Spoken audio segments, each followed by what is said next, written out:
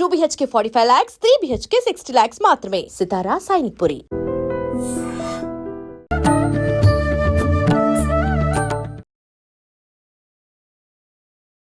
Welcome to I dream. ధర్మ మార్గం with Vijitha కార్యక్రమానికి స్వాగతం. ప్రస్తుతం మనతో పాటు ఉన్నారు వేద పండితులు పవన్ కుమార్ శర్మ గారు. ఇప్పుడు వారితో మాట్లాడి ముఖ్యంగా మనం కార్తీక మాసం వచ్చింది అని అంటే ప్రతిరోజు కూడా కార్తీక పురాణం ఖచ్చితంగా వినాల్సిందే అని చెప్పి పెద్దవాళ్ళు చెప్తూ ఉంటారు. మరి అసలు ఎందుకు వినాలి, వింటే ఏం జరుగుతుంది, ఇలాంటి విషయాలు అయితే ఖచ్చితంగా తెలుసుకోవాల్సిందే కదా. అందుకని చెప్పి ఇప్పుడు వాటి గురించే వారితో మాట్లాడి తెలుసుకునే ప్రయత్నం చేద్దాం. నమస్తే అండి. శ్రీమాత్రే నమః. అయితే కార్తీక మాసం రాబోతుంది కదండి. కార్తీక మాసం అనగానే అందరికీ గుర్తొచ్చేది దీపారాధనలు, అభిషేకాలు ఎంత విశేషంగా చేస్తారో కార్తీక పురాణం ఖచ్చితంగా ప్రతిరోజు ఒక అధ్యాయం చదవనైనా చదవాలి, విననైనా వినాలి అని చెప్పి చెప్తూ ఉంటారు. ఎందుకని, అసలు ఎందుకు వినాలి కార్తీక పురాణం, ఎందుకు చదవాలి? శ్రీ విష్ణు రూపాయ నమః శివాయ. కార్తీక పురాణం అన్ని పురాణాల్లోకెల్లా కూడా చాలా ముఖ్యమైనటువంటి పురాణం. విశేషించి కొన్ని మాసాలకు మాత్రమే మనకి పురాణాలు పెట్టారు. అందులో 4 మాసాలకి మాత్రమే. మనకు మొత్తం 12 నెలలు ఉన్నాయి. 12 నెలల్లో కూడా 4 నెలలకి మాత్రమే పురాణాలు పెట్టారు. అందులో ఆషాఢ పురాణం, వైశాఖ పురాణం, మాఘ పురాణం, కార్తీక పురాణం. ఇంకా మిగతా వాటికి పురాణాలు ఉండవు. భాద్రపద పురాణం ఉండదు, శ్రావణ పురాణం ఉండదు. ఎందుకనండి ఈ 4 మాసాలకే? ఈ 4 మాసాలు కూడా విశేష ఆధ్యాత్మిక మాసాలు అని చెప్తారు. అందులో ప్రత్యేకంగా ఇంకా మిగతా మాసాల గురించి పరిచయం చేయాలేమో కానీ కార్తీక మాసం గురించి ఎవరికి పరిచయం అవసరం లేదు. ఎందుకంటే కార్తీకం అంటేనే ఒక ఆధ్యాత్మిక మాసం. ఎక్కడి వాళ్ళకు కూడా అది మనకు ఒక ఆధ్యాత్మిక చింతన ప్రత్యేకంగా ప్రారంభమైపోతూ ఉంటుంది. కాబట్టి ఏంటంటే కార్తీక పురాణం అనేటటువంటిది అసలు కార్తీక మాసంలో ఏమేం చెయ్యాలి అనేటటువంటి వాటిని సవివరంగా సూచిస్తూ ఉన్నది. అందుకని కార్తీక పురాణం వింటే సమస్త పాపములు పోతాయి అని చెప్పని చెప్తూ ఉంటారు. కార్తీక పురాణం గురించి, కార్తీక మాస మాహాత్మ్యం గురించి విశేషంగా 2 పురాణాల్లో చెప్పి ఉన్నారు మనకి. పద్మపురాణంలో చెప్పారు, అలాగే స్కాంద పురాణంలో చెప్పారు. ఈ 2 పురాణాల్లో కూడా ఈ కార్తీక మాస మాహాత్మ్యం గురించి చాలా విశేషంగా మాట్లాడారు. మొదటి పురాణంలో, స్కాంద పురాణంలోనేమో వశిష్ఠ మహర్షి జనక మహారాజు గారు, మనందరికీ సీతాదేవి యొక్క తండ్రి, ఆయన జనక మహారాజు గారు, ఆయన రాజఋషి అంటారనమాట. అంటే రాజు, విశేషంగా ఋషిత్వం కూడా కలిగినటువంటి వాడు ఆయన. కాబట్టే సీతమ్మవారు ఆయనకి జన్మించింది. కాబట్టి ఏంటంటే అటువంటి రాజఋషికి వశిష్ఠ మహర్షి ఈ కార్తీక మాసం యొక్క మహాత్యాన్ని పరిపూర్ణంగా వివరించారు. అది ఒక విధానంలో మనకి స్కాంద పురాణంలో కనపడుతుంది. ఇక పద్మ పురాణంలో సత్యభామాదేవికి శ్రీకృష్ణ భగవానుడు వివరించాడు. అక్కడ కూడా కార్తీక మాసానికి మించినటువంటి మాసం లేదు, నా కార్తీక సమో మాసః అని చెప్పాడు. నా విష్ణు పృథివీపతి నా కార్తీక సమో మాసః నా ద్వాదశ్యా పరం వ్రతం అని చెప్పని నా మాతుః పరదైవతం అని చెప్పాడు. అర్థమేంటండి? ఇప్పుడు కార్తీక మాసానికి మించినటువంటి మాసము, దాంతో సమమైనటువంటి మాసము లేదు. ఆధ్యాత్మిక సాధనకి కానివ్వండి, ఏ చిన్న పని చేసినా కూడా స్నాన, దాన, జప, తప, హోమాలు, దానములు అన్నిట్లో కూడా చివరికి స్నానమునకు, రోజు మనం ఆచరించే స్నానానికి కూడా ఫలితాన్ని ఇచ్చేటటువంటి మాసము సంవత్సరం మొత్తంలో కార్తీక మాసమే. చూడండి, మిగతా వాటిల్లో స్నానానికి ప్రాధాన్యతని చెప్పరు.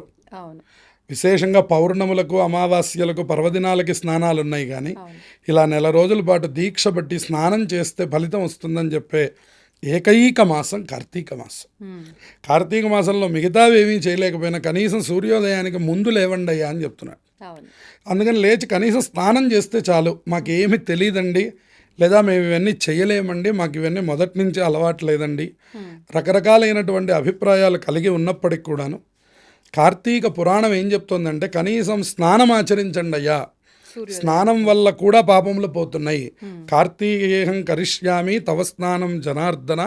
ఇది తెల్లవారుజామున చేసేటటువంటి స్నానం. అంటే సూర్యుడి కంటే ముందర కనీసం 6 గంటల లోపగా మనం స్నానం చేస్తే ఇది చాలా విశేషమైనటువంటి ఫలం వస్తుందని అందరూ కూడా ఇది అందరూ ఆచరించాల్సిన విధానం.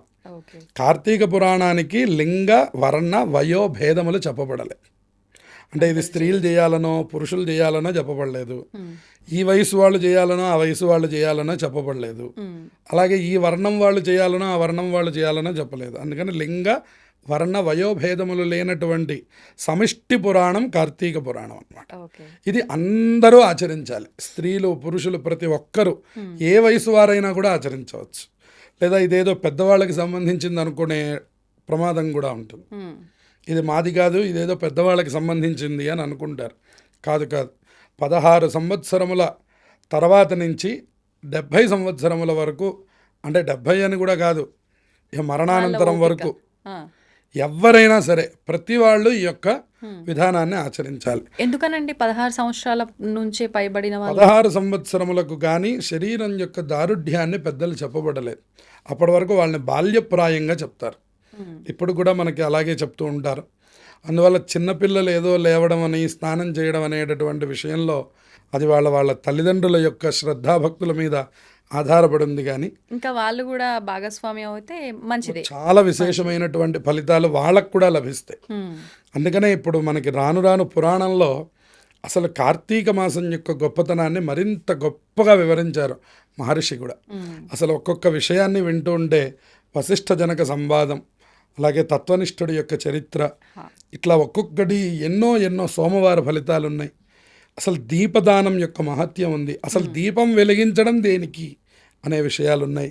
స్నానం ఎందుకు చేయాలి, స్నానం వల్లనే వచ్చే ఫలితం ఏమిటి, ఇత్యాది ఎన్నో విషయాలు కార్తీక పురాణంలో నిమిడీకృతమై ఉన్నాయి. అందుకని ప్రతి ఒక్కళ్ళు కూడా ఈ కార్తీక పురాణాన్ని తప్పకుండా శ్రవణం చేసి అద్భుతమైనటువంటి ఫలితాల్ని, మనం ఏమీ చేయలేకపోయినా కూడా ఇందాక నేను చెప్పినట్లుగా కనీసం స్నానం చేసి కాసేపు మనకి ప్రతిరోజు ఒక్కొక్క అధ్యాయం చొప్పున ఉంటూ ఉన్నటువంటి ఈ పురాణాన్ని మీరు చక్కగా ఒక 20 నిమిషాల సేపు కనీసం విన్నా కూడా పాపములు పోతాయి. కార్తీక పురాణ శ్రవణం అనేటటువంటిది అత్యంత గొప్పదైనటువంటి విషయం. అందుకని కనీసం మనం ఏమీ చేయలేకపోయినా ఒక దీపం వెలిగించడం, ఆ తర్వాత కూర్చొని చక్కగా పురాణం వినడం, పొద్దున్నే వినాలంటారా? పొద్దున్నే వినడం. అవకాశం లేని వారు 4 పూట్లలో ఎప్పుడైనా వినవచ్చు. కానీ ఇది పొద్దున్నే వింటే ఆ ఆధ్యాత్మిక అనుభూతి మరి వేరుగా ఉంటుంది. మళ్ళీ రాత్రికి వచ్చాక వేరుగా ఉంటుంది, ఆఫీసుల నుంచి వచ్చాక వినడం. అందువల్ల ఇది ప్రాతకాలంలో వింటే చాలా గొప్ప ఫలితాలు వస్తాయని ఉన్నది. ఎందుకంటే అసలు ఆ రోజు ఏం ఆచరించాలో మనకు తెలుస్తుంటుంది కాబట్టి. సాయంత్రం వినడం వల్ల ఓహో అని మనకు తెలుస్తుంది, కానీ పాటించలేం, చేయడానికి ఉండదు. అందుకని ఇది పొద్దున్నే మీ స్నానము, అలాగే దీపారాధన పూర్తవంగానే గనక మీరు ఈ పురాణాన్ని ఒక 20 నిమిషాల సేపు, మనకి ఒక్కొక్క అధ్యాయము 20-25 నిమిషాలు మనకి పడుతున్నది కాబట్టి ఆ 25 నిమిషాలు చక్కగా శ్రవణం చేస్తే మీకు ఆ రోజు ఏం చేయాలి అనేటటువంటి విషయం అర్థమవుతూ ఉంటుంది. ఆ రోజుకి ఏం చెప్పారో దాన్ని చక్కగా ఆచరించి ఈ కార్తీక వ్రతం అనేటటువంటి దాన్ని అందరూ చక్కగా సఫలీకృతం చేసుకోవాలి. కార్తీక మాసం లాంటి మాసం దొరకడమే చాలా కష్టం అని చెప్తున్నాడు పురాణంలో.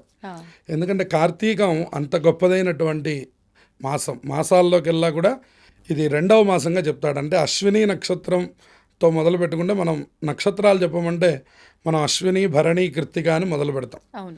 అందువల్ల అశ్విని నక్షత్రం పౌర్ణమితో కూడుకున్నది ఆశ్వయుజ మాసం, కృత్తికా నక్షత్రం పౌర్ణమితో కూడుకున్నది కార్తీక మాసం. కాబట్టి ఇప్పుడు ఇక్కడ ఇంకా ఏం చెప్తున్నాడు, ఈ కార్తీక మాసం గనక 2వ మాసం, అశ్విని భరణి అమావాస్యకి వస్తుంది, కృత్తిక మళ్ళీ పౌర్ణమికి వస్తుంది అన్నమాట.